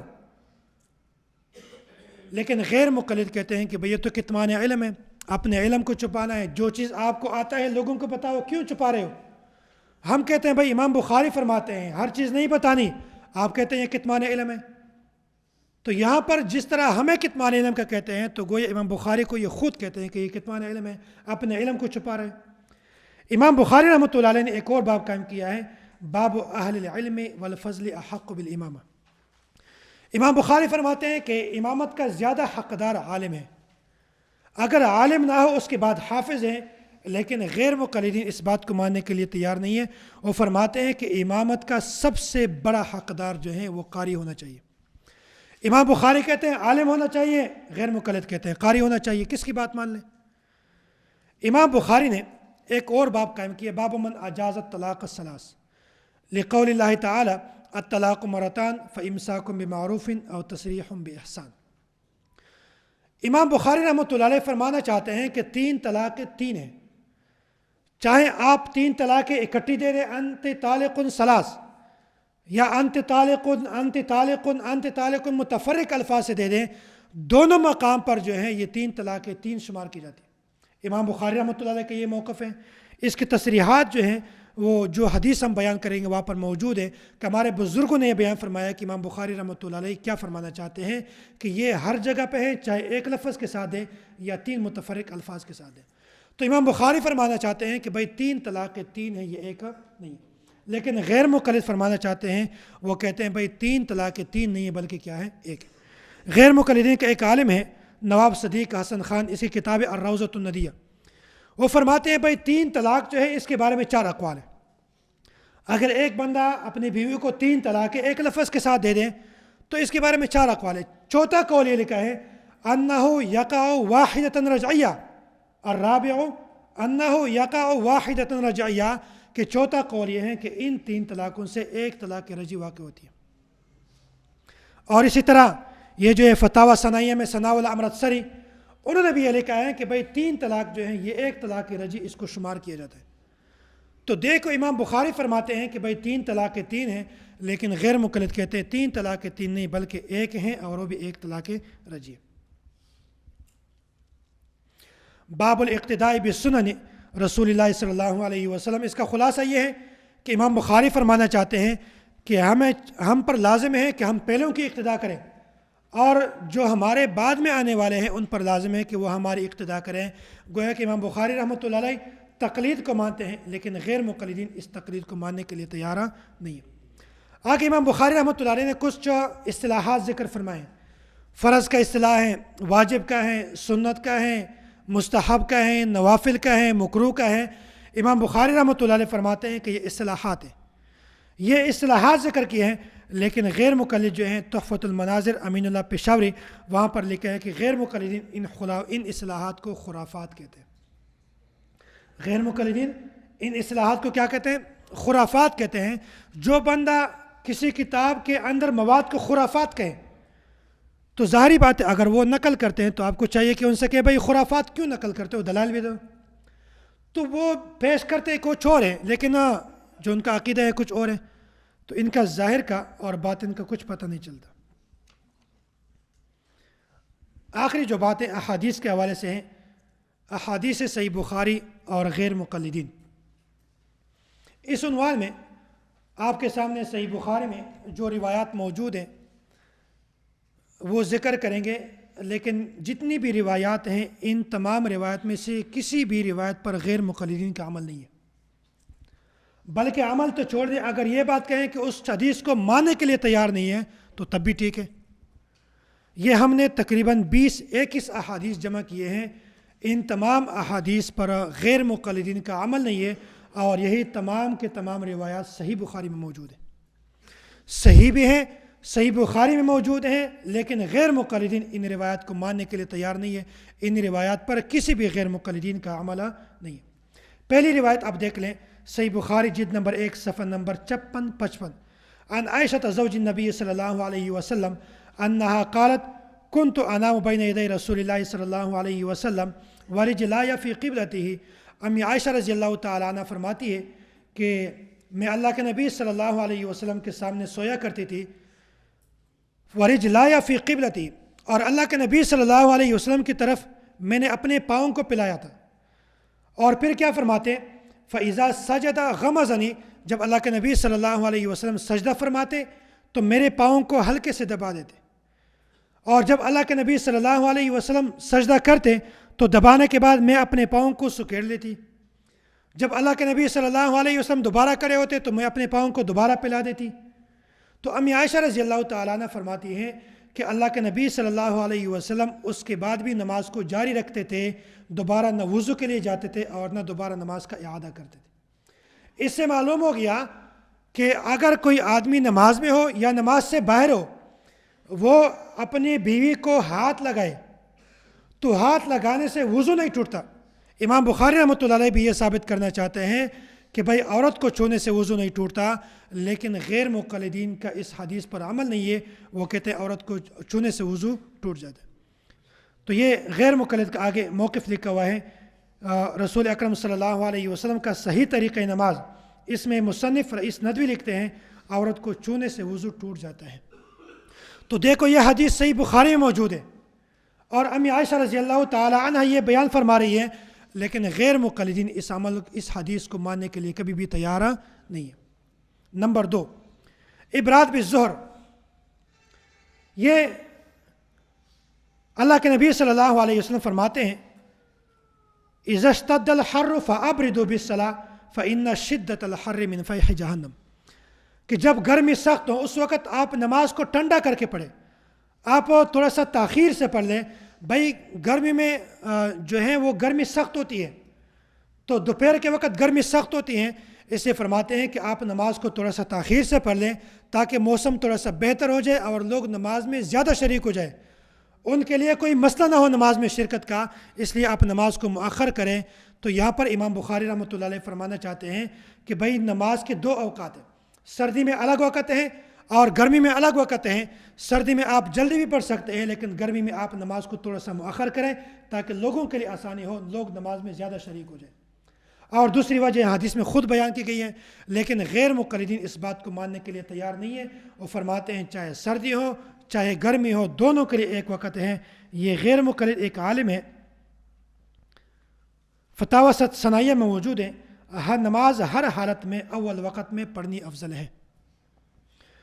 دوسری بات صلاۃ الرسول میں ہے، ہمیں چاہیے کہ نمازوں کی رکھوالی کے ساتھ، یعنی رکھوالی کے معنی ادائیگی کے ساتھ ان کے اوقات کی محافظت بھی کرے اور پوری کوشش کرے کہ نمازیں اول وقت میں ادا ہوں. تو امام بخاری رحمۃ اللہ علیہ فرمانا چاہتے ہیں کہ بھئی نماز جو ہے گرمی کے موسم میں آپ تھوڑا سا تاخیر سے پڑھ لیں، لیکن غیر مقلدین امام بخاری رحمۃ اللہ علیہ کی بات کو ماننے کے لیے تیار ہیں. ہم کہتے ہیں بھئی امام بخاری کی بات تو نہیں مانتے، کم از کم اللہ کے نبی کی بات تو مان لو، لیکن نہیں مانتے، کیا کریں. حدیث نمبر 3، امام بخاری رحمۃ اللہ علیہ نے ایک اور حدیث ذکر کیا ہے، جلد نمبر 1 صفحہ نمبر 83. امام بخاری رحمۃ اللہ علیہ نے بخاری شریف میں باب قائم کیا، باب من صلی بالناس جماعتا بعد ذہاب الوقت. امام بخاری فرمانا چاہتے ہیں کہ وقت گزرنے کے بعد قضا نماز جماعت سے پڑھنا. اس کے تحت ایک روایت لائے حضرت جابر بن عبداللہ رضی اللہ تعالیٰ عنہ کی. وہ فرماتے ہیں کہ ایک مرتبہ حضرت عمر بن خطاب رضی اللہ تعالیٰ عنہ یہ غزوہ خندق کے موقع پر ایک دن کفار کو برا بھلا کہہ رہے تھے، تو اسی وجہ سے عصر کی نماز فوت ہو گئی. تو اللہ کے نبی صلی اللہ علیہ وسلم سے انہوں نے عرض کی، یا رسول اللہ عصر کی نماز تو ہماری فوت ہو گئی ہے. تو اللہ کے نبی نے فرمایا کہ اے عمر عصر کی نماز تو ہماری بھی فوت ہو گئی ہے. تو اس کے بعد راوی فرماتے ہیں کہ ہم سارے وادی بطحان گئے اور وہاں پر ہم نے وضو کیا اور اس کے بعد ہم نے عصر کی نماز کی قضا کی ہے اور اس کے بعد مغرب کی نماز پڑھی. تو اس روایت سے معلوم ہو گیا کہ اللہ کے نبی صلی اللہ علیہ وسلم کی نماز فوت ہو گئی تھی لیکن بعد میں قضا کر دی ہے، اور صحابہ کرام کی نماز فوت ہو گئی تھی لیکن بعد میں قضا کر دی ہے. اور یہی روایت جو ہے صحیح بخاری میں موجود ہے. امام بخاری بھی یہی کہنا چاہتے ہیں، لیکن غیر مقلدین اس بات کو ماننے کے لیے تیار نہیں ہے. وہ کیا فرماتے ہیں؟ غیر مقلدین کا اس کے بارے میں 3 موقف ہے. غیر مقلد عالم ہے مولوی یونس، وہ کہتے ہیں اگر دیدہ و دانستہ نمازیں چھوڑ دیں، یعنی جان بوجھ کر کوئی نمازیں چھوڑ دیں اور پھر ان کی قضا کرنا چاہیں تو اس قسم کی نمازوں کی قضا صحیح حدیث سے ثابت نہیں، بلکہ ایسے آدمی کے لیے توبہ اور استغفار کرنا چاہیے. غیر مقلد ہیں عبداللہ روپڑی، وہ کہتے ہیں بلوغت کے بعد اگر نمازیں توڑی ہوں جو آسانی سے ادا ہو سکتی ہوں تو کر لی جائیں، اگر زیادہ مدت کی ہوں جن کا ادا کرنا مشکل ہے تو یہی کافی ہیں، قضا کرنے کی کوئی ضرورت نہیں. غیر مقلد ایک اور عالم ہے مفتی عبدالستار، اس نے اپنے فتویٰ میں لکھا ہے فتاوی ستاریہ میں، اور اسی طرح اسماعیل سلفی نے اپنی کتاب میں لکھا ہے فوت شدہ نمازوں کی قضا نہیں ہے. اللہ کے نبی فرماتے ہیں فوت شدہ نمازوں کی قضا ہے، اللہ کے نبی کا خود عمل ہے. آپ کہتے ہیں بھائی صحیح جو حدیث مرفوع ہے ہم اس کو مانتے ہیں. ہم کہتے ہیں حدیث مرفوع اگر آپ زبانی کلام کو کہتے ہیں، زبانی کلام کو نہیں کہتے ہیں بلکہ اللہ کے نبی کا عمل بھی تو ہے. حدیث مرفوع کسے کہتے ہیں؟ صرف قول کو نہیں کہتے، قول فعل تقریر کو کہتے ہیں اللہ کے نبی کا. ہم کہتے ہیں یہاں پر اللہ کے نبی کا عمل ہے. نماز رہ گیا ہے، آپ دوبارہ تو نماز کی قضا کر لیں، لیکن اللہ کے نبی کے عمل کو بھی ماننے کے لیے تیار نہیں ہے اور صحابی کے عمل کو بھی ماننے کے لیے تیار نہیں ہے، اللہ کے نبی کے فرمان کو بھی اور صحیح بخاری کی اس روایت کو بھی ماننے کے لیے تیار نہیں ہے. حدیث نمبر 4، یہ حدیث ہے مرد اور عورت کی نماز میں فرق. امام بخاری نے حدیث ذکر کیا ہے کہ مرد اور عورت کی نماز میں فرق ہے، لیکن غیر مقلدین اس فرق کو ماننے کے لیے تیار نہیں ہے. استاد جی اس حوالے سے کہتے ہیں کہ بھئی تم اتنے فرق مانتے ہو لیکن ایک فرق ماننے کے لیے تیار نہیں ہو. استاد جی نے وہاں پر فرق گنوائے تھے، تو چلو کچھ فرق میں بتا دیتا ہوں. ایک تو اس حدیث میں ہے کہ اللہ کے نبی صلی اللہ علیہ وسلم فرماتے ہیں کہ میں نے تمہیں دیکھا تم لوگ نماز میں تالیاں بجا رہے تھے۔ اللہ کے نبی صلی اللہ علیہ وسلم نے فرمایا کہ تمہیں کیا ہو گیا، میں آپ لوگوں کو دیکھتا ہوں تم نماز میں تالیاں بجاتے ہیں۔ تو اللہ کے نبی صلی اللہ علیہ وسلم نے فرمایا کہ اگر نماز میں کوئی ایسے معاملہ پیش آ جائے تو مردوں کے لیے سبحان اللہ ہے اور تالیاں بجانا یہ تو عورتوں کا کام ہے۔ امام بخاری رحمۃ اللہ علیہ اس حدیث کو ذکر کر کے یہ بتانا چاہتے ہیں کہ بھائی اگر امام سے نماز میں غلطی ہو جائے تو مقتدی کے لیے چاہیے کہ وہ سبحان اللہ کہہ دیں۔ ہمارے لوگ کیا کہتے ہیں، جب قیام کا وقت ہو تو اللہ اکبر کہتے ہیں، جب تشہد کا وقت ہو تو التحیہ کہہ دیتے ہیں، جب الحمد کا وقت ہو تو الحمد کہتے ہیں۔ بہرحال ثنا جو ہے نا سبحان اللہ یہ کہنا چاہیے۔ اور جب اگر کوئی ایسی ہو جو تراویح کا مقام ہو، عورتوں کا مقام ہو، وہاں پر عورت کو کیا کہنا چاہیے، اس طرح تالیاں بجانا چاہیے، سبحان اللہ نہیں کہنا چاہیے۔ تو امام بخاری فرماتے ہیں کہ مرد کا کام الگ ہے اور عورت کا کام الگ ہے، اور یہی صحیح بخاری میں موجود ہے۔ امام بخاری نے اگلا ایک باب قائم کیا، باب التصفیق للنساء۔ اس کا مطلب ہے کہ تصفیق عورتوں کا کام ہے، سبحان اللہ کس کا کام ہے، مردوں کا۔ روایت بھی لائے ہیں، قال نبی صلی اللہ علیہ وسلم التسبیح للرجال والتصفیق للنساء، کہ مرد کا کام الگ ہے، عورتوں کا کام الگ ہے، لیکن غیر مقلدین اس فرق کو ماننے کے لیے تیار نہیں ہے۔ غیر مقلد کیا کہتے ہیں؟ ڈاکٹر شفیق الرحمان غیر مقلد کہتے ہیں، یاد رکھیں تکبیر تحریمہ سے لے کر یعنی السلام علیکم ورحمۃ اللہ کہنے تک عورتوں اور مردوں کے لیے ایک ہیئت، ایک ہی شکل کی نماز ہیں۔ رسول اللہ صلی اللہ علیہ وسلم نے مرد اور عورت کی نماز کے طریقہ میں کوئی فرق نہیں بتایا۔ آپ بتائیں فرق بتایا ہے نہیں بتایا؟ لیکن غیر مقلد کہتے ہیں کہ کوئی فرق نہیں بتایا۔ تو کچھ فرق ایسے ہیں، آپ لوگوں نے یہ فائل پڑھی ہے مرد عورت کی نماز میں فرق؟ کچھ فرق ایسے ہیں جو احادیث میں موجود ہیں، ان فرق کو بھی غیر مقلدین مانتے ہیں کہ مرد میں یہ فرق ہے، عورت میں یہ فرق ہے، دونوں فرق مانتے بھی ہیں، لیکن صرف نماز والے ایسے فرق ہے کہ اس کو نہیں مانتے۔ میں آپ کو کچھ فرق بتاتا ہوں۔ نمبر 1، نماز میں مرد کے لیے پردہ کرنے کا حکم نہیں ہے۔ سر کا پردہ جو ستر ہے اس کو تو چھپانا چاہیے، ستر کے علاوہ جو ہے اس کے چھپانے کا حکم نہیں ہے، اس کے بغیر بھی نماز ہو جاتے ہیں، لیکن جو عورتیں ہیں اس کے لیے پردے کا حکم ہے، نماز میں بھی ہے اور نماز سے باہر بھی ہے۔ اور یہی فرق حدیث میں موجود ہے، یہی غیر مقلد بھی مانتے ہیں اور ہم بھی مانتے ہیں۔ دوسرا فرق،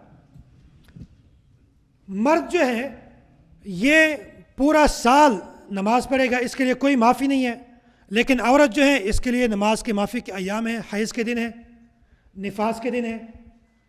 تو لہٰذا یہ فرق جو ہے حدیث میں موجود ہے، ہم بھی مانتے ہیں، غیر مقلد بھی مانتے ہیں۔ حج میں فرق ہے کہ عورت جو ہے اس کے محرم کے ساتھ جانا ضروری ہے، بغیر محرم کے جانا ضرور نہیں ہے۔ عورت کے لیے جو ہے طواف میں رمل یہ نہیں ہے، مردوں کے لیے رمل ہے، مردوں کے لیے سائی ہے اور عورتوں کے لیے سائی نہیں ہے۔ اور میلین حضرین میں مردوں کے لیے دوڑنا ہے، عورتوں کے لیے دوڑنا نہیں ہے۔ تو یہ جو فرق ہیں، یہ فرق حدیث میں موجود ہے، ہم بھی مانتے ہیں، وہ بھی مانتے ہیں۔ آپ لوگوں کے ذہن میں اشکالات ہوگا، اشکال ہے یا نہیں ہے؟ اشکال یہ ہے کہ میلین اخذرین کے درمیان تو امی حضرت حاجرہ رضی اللہ تعالیٰ نے دوڑ لگائی تھی، تو ہونا تو یہ چاہیے کہ عورتوں کو دوڑ لگانا چاہیے، نہ کہ مردوں کو۔ عورتیں کیوں دوڑ نہیں لگاتی، مرد کیوں دوڑ لگاتی ہیں؟ حالانکہ سنت تو عورت کا ہے، اور نبھاتا کون ہے؟ عورتوں کو منع کر رہے ہیں کہ آپ نے وہاں دوڑنا نہیں ہے، آپ نے آہستہ آہستہ جانا ہے، مردوں نے دوڑنا ہے، حالانکہ کام کسی کا ہے۔ جواب کیا ہے؟ جواب یہ ہے کہ بھائی اس وقت مرد نہیں تھا، اس وقت غیر محرم لوگ نہیں تھے وہاں پر کہ جس کے سامنے بناوٹ کا اظہار کریں، دوڑ کا کریں، لیکن آج کل تو رش ہے، اسی وجہ سے یہاں پر ممانعات فرمائی گئی ہیں کہ بھائی عورتوں کے لیے دوڑنا نہیں ہے۔ کیوں؟ اس لیے کہ یہاں پر آج کل رش موجود ہے، نہ دن کو بھی ایسا موقع ملتا ہے کہ وہاں پر عورت اکیلی ہو، نہ رات کو بھی ایسا موقع ملتا ہے، کسی وقت بھی ایسا موقع نہیں جہاں پر وہ عورت اکیلی ہو، کوئی مرد ساتھ نہ ہو۔ تو لہٰذا وہاں پر عورت اکیلی تھی، کوئی غیر محرم تھے نہیں، اسی وجہ سے انہوں نے دوڑ لگائی ہے۔ تو یہاں پر کیا ہے، محرم بھی ہے، غیر محرم بھی ہے، اسی وجہ سے منع فرما دیا۔ فرق نمبر 5، مرد کا سطر اور عورت کا سطر جو ہے یہ حدیث میں موجود ہے، ہم بھی مانتے ہیں، وہ بھی مانتے ہیں. اور مرد جو ہے ننگے سر نماز پڑھ لیں تو نماز تو ہو جاتی ہے لیکن مناسب نہیں ہے. اور اگر عورت ننگے سر نماز پڑھ لے تو اس کی نماز ہو جاتی ہے. یہی فرق غیر مقلدین میں مانتے ہیں، ہم بھی مانتے ہیں، اور یہی فرق حدیث میں ہے. نمبر 2، مرد کے لیے نماز مسجد میں افضل ہے، عورتوں کے لیے نماز کہاں پر افضل ہے؟ گھر میں. حدیث میں یہ بات موجود ہے، ہم بھی مانتے ہیں، وہ بھی مانتے ہیں. اذان جو ہے یہ باعث ثواب ہے، کس کے لیے؟ مرد کے لیے، نہ کہ عورت کے لیے. تو یہ حدیث میں ہے. ہم کہتے ہیں بھائی اگر مرد کے لیے اذان ہے، تم کہتے ہیں مرد عورت میں کوئی فرق نہیں ہے، تم عورتوں کو بھی لاؤ مسجد میں اذان دے. اس طرح اقامت ہیں تو یہ بھی کیا ہے؟ مرد کے لیے خاص ہے، عورتوں کے لیے خاص نہیں. حدیث موجود ہے تو اس کو وہ بھی مانتے ہیں، ہم بھی مانتے ہیں. میں وہ فرق گنوا رہا ہوں کہ وہ فرق مانتے ہیں لیکن صرف دعویٰ کرتے ہیں کہ بھائی کوئی فرق نہیں ہے. اس طرح مرد کے لیے جماعت سے نماز پڑھنا یہ واجب ہے، عورتوں کے لیے اکیلے نماز پڑھنا یہ صحیح ہے، مفید ہے. یہ بھی حدیث میں دونوں مانتے ہیں. اور عورت جو ہے یہ امام نہیں بن سکتی، لیکن اگر مرد امام ہو تو پھر عورت اس کے اقتداء میں نماز پڑھ سکتی ہے. یہ حدیث میں ہے، وہ بھی مانتے ہیں، ہم بھی مانتے ہیں. آپ کو اشکال نہیں ہونا چاہیے، یہ عمومی مسئلہ نہیں ہے، یہ گھر کے محرم کی بات کر رہا ہوں. اسی طرح امام جو ہے اگر یہ مرد ہو تو پھر امام آگے کھڑا ہوتا ہے، مقتدی پیچھے کھڑے ہوتے ہیں. حدیث میں تذکرہ موجود ہے. اگر امام جو ہے پڑھانے والی کون ہیں؟ عورتیں. گھر میں ہیں بھائی تراویح کی نماز ہے تو وہ پڑھاتی ہیں، تو پھر اگر وہ امام عورتیں ہیں تو پھر کیا ہے؟ درمیان میں کھڑی ہوگی. اسی طرح جو مرد ہیں وہ اگر امامت کراتا ہے تو بعد میں آنے والا جو شخص ہیں اگر صف میں جگہ خالی ہے تو وہاں پر کھڑا ہوگا. بعد میں کھڑا ہونا مناسب نہیں ہے.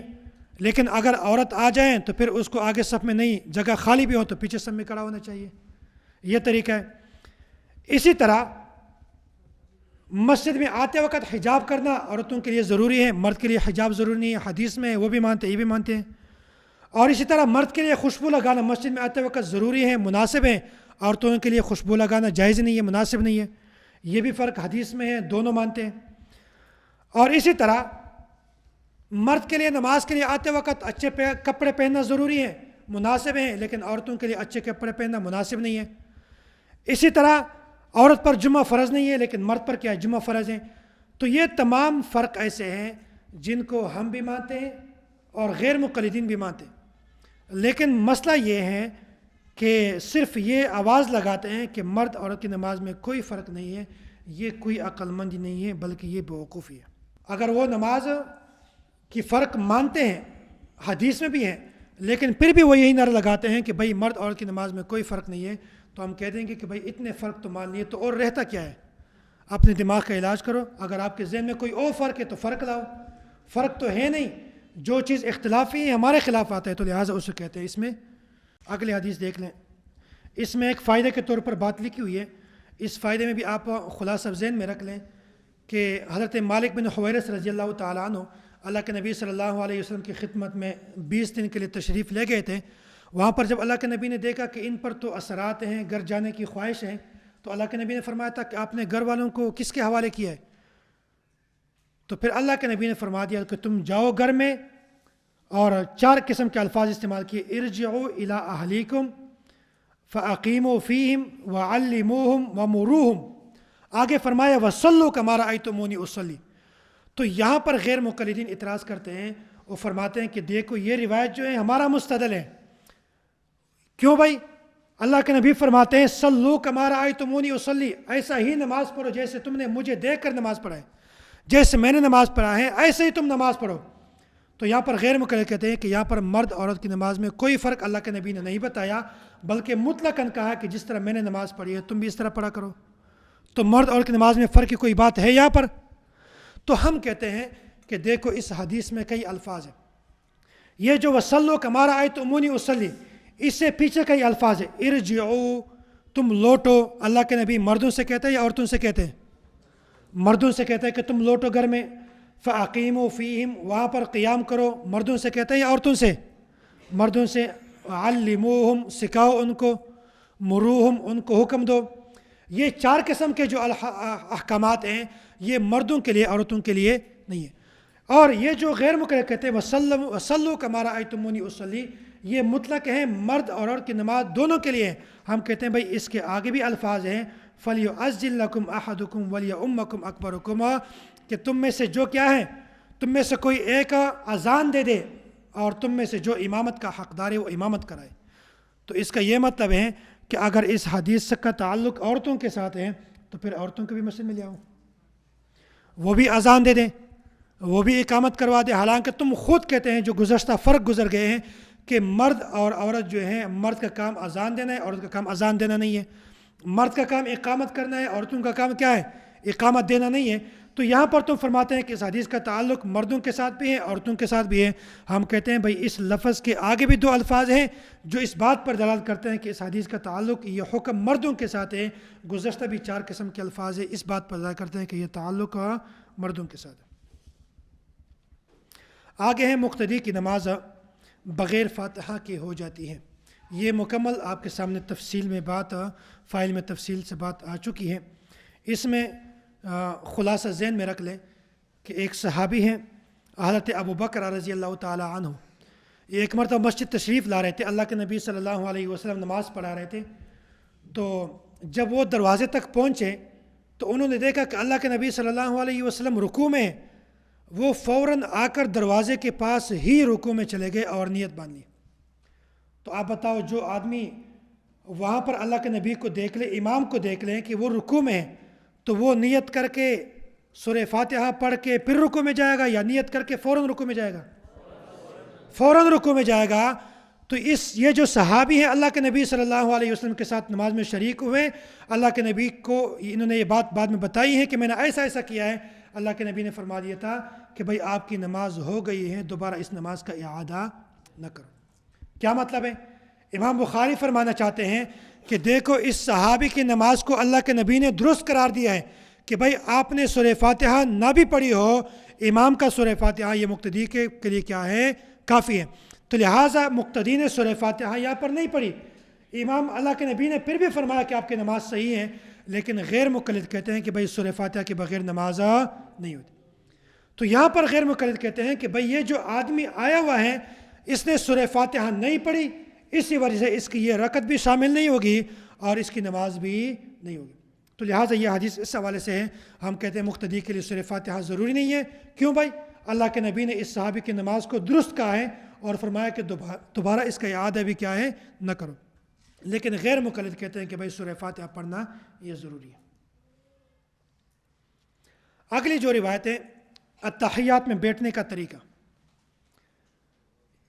امام بخاری رحمۃ اللہ علیہ نے اپنی کتاب میں ایک حدیث ذکر کیا ہے، جلد نمبر 1 صفحہ نمبر 14 میں. حضرت عبداللہ بن عمر رضی اللہ تعالیٰ عنہ کا بیٹا، اس کا نام بھی عبداللہ ہے. تو ایک مرتبہ عبداللہ بن عبداللہ رضی اللہ تعالیٰ عنہما نے اپنے والد صاحب کو دیکھا، عبداللہ بن عمر کو، کہ وہ چوکڑی مار کر نماز پڑھ رہے ہیں. تو بیٹے نے جب والد صاحب کو دیکھا کہ چوکڑی مار کر نماز پڑھتے ہیں تو بیٹے نے بھی اس طرح نماز پڑھ لی ہے. نماز کے بعد عبداللہ بن عمر نے بیٹے سے کہا، بیٹا آپ نے ایسی نماز کیوں پڑھی ہے؟ فرمایا، ابو جی میں نے تو آپ کو دیکھا، آپ نے بھی تو ایسی نماز پڑھی ہے تو اس لیے میں نے بھی ایسے شروع کر دی ہے. تو عبداللہ بن عمر نے فرما دیا تھا، انما سنت الصلاۃ ان تنصب رجلک الیمنی وتثنی الیسری. فرمایا سنت طریقہ یہ ہے کہ آپ دائیں پاؤں کو کھڑا کریں اور بائیں پاؤں پر بیٹھ جائیں. اس کا کیا مطلب ہے کہ عبداللہ بن عمر رضی اللہ تعالیٰ اپنے بیٹے کو فرمانا چاہتے ہیں کہ بیٹا میں جو اس طریقے سے نماز پڑھتا ہوں میری مجبوری ہے، عذر کی حالتیں ہیں، میرا جسم کا جو وزن ہے اتنا زیادہ ہے کہ میں اس طریقے سے برداشت نہیں کر سکتا، اس لیے میں نے چوکڑی مار کر نماز پڑھی ہے. حالانکہ اللہ کے نبی صلی اللہ علیہ وسلم کی سنت ہیں، آپ نے اس طرح نماز پڑھنی ہے، دائیں پاؤں کو کھڑا کرنے اور بائیں پاؤں پر بیٹھ جانا. تو یہاں پر انما سنت الصلاۃ حوالہ یہاں پر موجود ہیں کہ جہاں پر صحابی مطلقاً سنت کی بات کریں اس سے اللہ کے نبی صلی اللہ علیہ وسلم کی سنت مراد ہوتی ہے. تو یہاں پر صحابی فرماتے ہیں کہ سنت طریقہ یہ ہے، لیکن میں جو اختیار کر رہا ہوں یہ میری مجبوری ہے. مجبوری کی حالت میں احکامات بدل جاتے ہیں. تو یہاں پر امام بخاری فرمانا چاہتے ہیں کہ دیکھو سنت طریقہ کیا ہے، دائیں پاؤں کو کھڑا کرنا، بائیں پاؤں پر بیٹھ جانا، لیکن غیر مقلدین اس بات کو ماننے کے لیے تیار نہیں ہے۔ اس حدیث میں بھی غیر مقلدین نے امام بخاری کی مخالفت کی ہے۔ یہ حکیم صادق سیالکوٹی کہتے ہیں بائیں جانب کولے پر بیٹھنا تورک کہلاتا ہے، یہی سنت ہے۔ تو دیکھو یہ حدیث ہے، پورا مسئلہ ہے، لیکن غیر مقلدین اس حدیث کو اور امام بخاری رحمۃ اللہ علیہ کی اس روایت کو ماننے کے لیے تیار نہیں ہے۔ اگلی روایت ہے جمعہ کی اذان۔ کل بھی مفتی صاحب نے اس بات کی طرف اشارہ فرمایا ہے کہ ابتدا میں جمعے کی اذان جو تھی حضرت رسول اللہ صلی اللہ علیہ وسلم کے دور میں اور حضرت ابوبکر صدیق اور حضرت عمر فاروق رضی اللہ تعالیٰ عنہ کے دور میں اذان جو تھی وہاں پر 2 اذانیں دی جاتی تھی۔ ایک تو اس وقت اذان دی جاتی تھی جب امام اپنے ممبر پر بیٹھ جائے اس وقت خطبہ دینے کے لیے، تو وہاں پر کوئی اذان کہتے ہیں، اور دوسری اذان سے مراد کیا ہے؟ تکبیر ہے، اقامت ہے، اس کو بھی اذان کہہ دیتے ہیں۔ تو فرمایا کہ ابتدائی دور میں یہی 2 اذانیں تھیں، لیکن جب حضرت عثمان غنی رضی اللہ تعالیٰ عنہ کا دور آ گیا، اس وقت ہجوم رش بڑھ گیا، تعداد زیادہ ہو گئی ہیں، تو وہاں پر حضرت عثمان غنی رضی اللہ تعالیٰ عنہ نے حکم دیا کہ جب آپ خطبہ دیتے ہیں تو اس سے پہلے ایک مرتبہ آپ بلند آواز سے کیا کریں، ایک مرتبہ اذان دیا کریں تاکہ لوگ اس وقت کیا کریں، مسجد کے لیے تشریف لائیں۔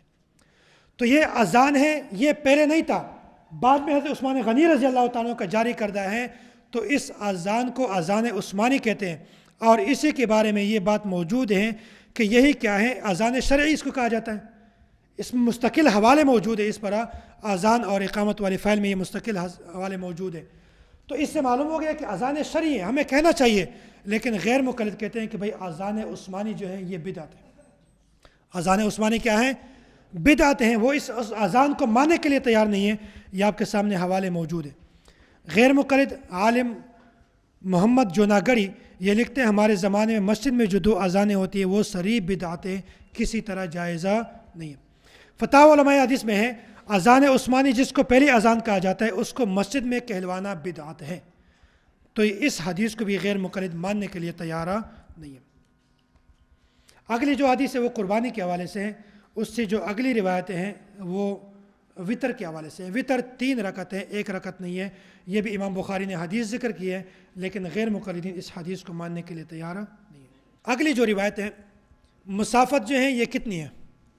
ہم کہتے ہیں بھائی 48 میل جو ہے یہ مسافت کا ایک حد ہے، لیکن غیر مقلدین اس حد کو ماننے کے لیے تیار نہیں ہے۔ ہم کہتے ہیں کہ یہ صحابہ کرام یہاں پر آپ کے اس روایت میں موجود ہے، ابن عمر ابن عباس رضی اللہ تعالیٰ عنہم یقصران و یفطران فی 4 برد وہی 16 فرسخا، 4 برد میں کیا کرتے تھے؟ وہ قصر کرتے تھے، اور 4 برد یہ 16 فرسخ بنتے ہیں۔ توجہ کریں، 1 برد کتنا فرسخ کا ہے؟ 4، اور 4 برد کتنے کا ہے؟ 16 فرسخ کے۔ اور یہ بات آپ ذہن میں رکھ لیں کہ 1 فرسخ جو ہے یہ کتنے میل کا ہے؟ 3 میل کا ہے۔ 4 برد کتنے فرسخ کے ہیں؟ 16 کے، اور 1 فرسخ 3 میل کا ہے، تو آپ ضرب دے دو 16 کو 3 سے، کتنے بنتے ہیں؟ 48 میل بنتے ہیں۔ اب اگر انگریزی میں اس کو کنورٹ کر دے تو کتنا بنتا ہے؟ یہ تقریباً جو ہے 77 سے کچھ آگے ہے، لیکن احتیاطاً ہم کیا کہتے ہیں؟ 78 کہتے ہیں۔ تو یہ ہم کہتے ہیں کہ جو سفر کی جو حد ہیں وہ 78 کلومیٹر ہیں، 48 میل، لیکن غیر مقلدین اس بات کو ماننے کے لیے تیار نہیں ہے۔ اس کے اس میں 3 اقوال ہیں، ایک قول یہ کوئی حد نہیں ہے، نمبر 2 3 میل ہے، نمبر 3 کیا ہے؟ 9 میل ہے۔ وحید الزمان لکھتے ہیں صحیح اور مختار مذہب اہل حدیث کا ہے کہ ہر سفر میں قصر کرنا چاہیے، جس کو عرف میں سفر کہیں اس کی کوئی حد مقرر نہیں ہے۔ آگے دیکھیں وطر 3 رکعت ہے، اس سے آگے دیکھ لیں مردے سنتے ہیں۔ ہم نے ابھی تک یہی سنا ہے کہ مماتیوں کا اس موضوع میں اختلاف ہے، حالانکہ اس موضوع میں مماتیوں کا صرف اختلاف نہیں ہے بلکہ ان کے بھائی اہل حدیث حضرات بھی موجود ہیں۔ جس طرح وہ اس بات کے قائل ہے کہ مردے نہیں سنتے، تو اہل حدیث بھی یہ کہتے ہیں، حالانکہ صحیح بخاری میں امام بخاری نے اس روایت کو ذکر کیا ہے کہ بھائی مردے سنتے ہیں، لیکن غیر مقلدین اس بات کو ماننے کے لیے تیار نہیں ہے۔ غیر مقلد کیا کہتے ہیں؟ فوت ہو جانے کے بعد کوئی نہیں سنتا۔ آئیے عقیدہ سیکھیے، صفحہ نمبر 177۔ پروفیسر عبداللہ بہاول پوری لکھتے ہیں وہ مردہ ہی کیا ہوگا جو سنے، سننا تو زندوں کا کام ہے نہ کو مردوں کا۔ ویالتبدی پتہ وہ لگی چکل دربان راشد۔ ننگے سر نماز پڑھنا، یہ بھی آپ ننگے سر نماز پڑھنا، اس پر مستقل فائل موجود ہے، تو انشاءاللہ پڑھ لیں گے کسی وقت بھی۔ اگلا مسئلہ ہے ایک مجلس میں 3 طلاقیں۔ ہم کہتے ہیں امام بخاری رحمۃ اللہ علیہ یہ فرمانا چاہتے ہیں، انہوں نے روایت ذکر کی ہے کہ ایک مجلس میں 3 طلاقیں، یہ 3 ہیں، ایک نہیں ہے۔ ابواب میں نے تذکرہ ذکر کر دیا کہ غیر مقلدین بھی ان روایت کو ماننے کے لیے تیار نہیں ہے۔ ان میں سے کیا ہے؟ غیر مقلد ایک عالم کیا کہتے ہیں کہ بھائی یہ جو ہیں 3 طلاقوں میں سے کیا ہے، ایک طلاق رجی شمار کیا جاتا ہے، اور دوسرا بھی ثناء اللہ منصری نے بھی یہی بتا دیا تھا کہ یہ طلاق رجی ہے۔ آخری جو روایت ہے وہ حیلہ اور تعویل کے حوالے سے ہے۔ بس چلو آخری ایک اشکال ہے اور اس کا جواب آپ کے سامنے ذکر کر دیتا ہوں، پھر اس کے بعد آپ کے سامنے کھجور پیش کیے جائیں گے۔ تو پوری بات کا خلاصہ یہ ہے کہ کچھ لوگ اعتراض کرتے ہیں مخالف نظریہ کی وجہ سے، ان کا نظریہ مخالف ہوتا ہے، اور کچھ لوگ اعتراض کرتے ہیں ضد کی وجہ سے، ہٹ درمی کی وجہ سے، مخالفت کی وجہ سے، جو بھی سمجھ لیں۔ وہ کہتے ہیں بھائی آپ لوگ تو ابھی تک بتاتے ہیں کہ امام بخاری کے ساتھ اور صحیح بخاری کے ساتھ تو غیر مقلدین کا کوئی تعلق نہیں ہے۔ یہ کون اشکال کرتے ہیں؟ غیر مقلد ہم پر اشکال کرتے ہیں کہ ٹھیک ہے ہم مان لیتے ہیں کہ ہمارا کوئی تعلق نہیں ہے، ہمارا امام بخاری اور صحیح بخاری کے ساتھ کوئی تعلق نہیں ہے۔ وہ فرماتے ہیں کہ کتنے ایسے مسائل ہیں جس پر تمہارا بھی عمل نہیں ہے، تو پھر تو آپ کا بھی تو امام بخاری کے ساتھ کوئی تعلق نہیں ہوا۔ جس طرح ہم کہتے ہیں کہ تمہارا تعلق نہیں ہے، تو وہ بھی کہتے ہیں صحیح بخاری میں تو ہم سے زیادہ ایسی روایت موجود ہے جس پر تمہارا عمل بھی نہیں ہے، تو پھر ہمیں کیوں کہتے ہیں کہ آپ کا ساتھ امام بخاری کے ساتھ آپ کا کوئی تعلق نہیں ہے، تو تعلق تو تمہارا بھی نہیں ہوا۔ بات اس طرح ہے یا نہیں ہے؟ اگر ان کا تعلق نہیں ہے تو تعلق تو ہمارا بھی نہیں ہے۔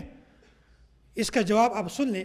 امام بخاری رحمۃ اللہ علیہ نے اپنی کتاب میں 2 چیزیں ذکر کی، نمبر 1 ابواب، نمبر 2 احادیث۔ امام بخاری نے جو ابواب ذکر کیے یہ امام بخاری کا ترجمۃ الباب ہے، یہ ان کا فقہی مذہب ہے۔ ہم کہتے ہیں امام بخاری نے جو اپنا فقہی مذہب بیان کیا ہے یہ ان کا فقہی مذہب ہے، ہم یہ نہیں کہتے کہ غلط ہے۔ ہمارا فقہ جو ہے حنفی ہے، ہم امام ابو حنیفہ رحمۃ اللہ علیہ کے مقلد ہیں، وہ امام شافعی رحمۃ اللہ علیہ کے مقلد ہیں۔ ہم نے امام ابو حنیفہ کی تقلید کی ہے، انہیں امام شافعی کی تقلید کی ہے۔ کم از کم آپ لوگوں کو تو اعتراض نہیں کرنا چاہیے، ہم امام صاحب کو مانتے ہیں، تقلید کرتے ہیں، تو اگر آپ نے امام بخاری کو مان لیا تو اس کا یہ مطلب ہے کہ آپ نے بھی تو امام شافعی کی تقلید کر لی ہے۔ آپ تو کہتے ہیں کہ تقلید شرک ہے، آپ شرک کیوں کرتے ہو؟ آپ کو تو یہ اعتراض نہیں کرنا چاہیے۔ اگر ہم امام ابو حنیفہ کی بات مانتے ہیں، کم از کم مقلد تو ہیں، آپ امام بخاری کی بات کیوں مانتے ہیں؟ اگر امام بخاری کی بات مان لی آپ نے تو اس کا یہ مطلب ہے کہ آپ نے امام شافعی کی بات مان لی ہے، تو آپ نے تو تقلید کر لی ہے۔ اشکال تو آپ کو نہیں کرنا چاہیے، اشکال تو ان کو کرنا چاہیے جو تقلید کرتے نہیں ہیں۔ تو ابواب میں ہمارا اختلاف نہیں، امام بخاری نے جو ابواب قائم کیے ہیں یہ اپنا فقہی مذہب کے مطابق ابواب وہاں پر لکھے ہیں، ہم نے اپنے فقہی مذہب کے مطابق عمل کرنے ہیں، تو لہٰذا ابواب ہمارے خلاف اعتراض نہیں ہو سکتا۔ دوسری بات، صحیح بخاری میں روایت موجود ہے، احادیث ہے، بہت ساری احادیث ایسے ہیں جو بظاہر ہمارے خلاف ہیں۔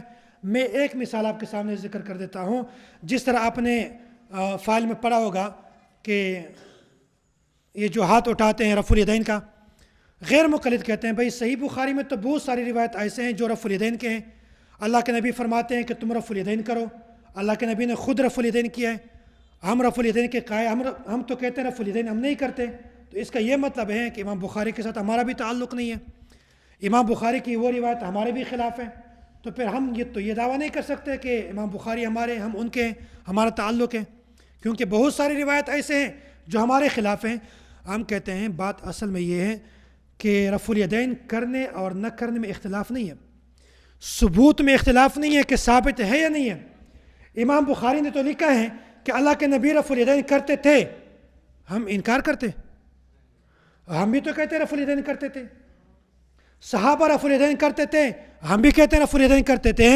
یہ حدیث تب ہمارے خلاف ہوتا جب امام بخاری نے لکھا ہوتا کہ اللہ کے نبی صلی اللہ علیہ وسلم قیام آخری عمر تک رفع الیدین کرتے تھے۔ ہمارا تو اختلاف ثبوت میں ہے نہیں کہ رفع الیدین کرتے تھے یا نہیں کرتے تھے، ہمارا اختلاف تو دوام میں ہے کہ اللہ کے نبی نے آخری عمر تک کیا تھا یا نہیں کیا تھا۔ لہٰذا صحیح بخاری میں وہ روایات جو اس بات پر دلالت کرتے ہیں کہ اللہ کے نبی صلی اللہ علیہ وسلم نے رفع الیدین کیا تھا، ہم کہتے ہیں یہ روایت ہمارے خلاف نہیں ہے، اس کے تو ہم بھی کہہ لیں کہ اللہ کے نبی نے رفع الیدین کیا تھا، اور صحیح بخاری سے آپ ایسی روایت دکھا دیں جس میں امام بخاری نے یہ کہا ہو کہ اللہ کے نبی صلی اللہ علیہ وسلم نے آخری عمر تک رفع الیدین کیا تھا، رفع الیدین کبھی بھی نہیں چھوڑا، تو پھر ہم کہتے ہیں کہ بھئی یہ روایت ہمارے خلاف۔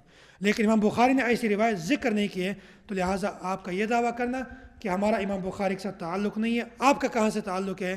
ہم کہتے ہیں آپ کا اگر تعلق نہ ہو تو ہمارا بہت گہرا تعلق ہے۔ اللہ تعالی ہم سب کو دین کی سمجھ عطا فرمائے۔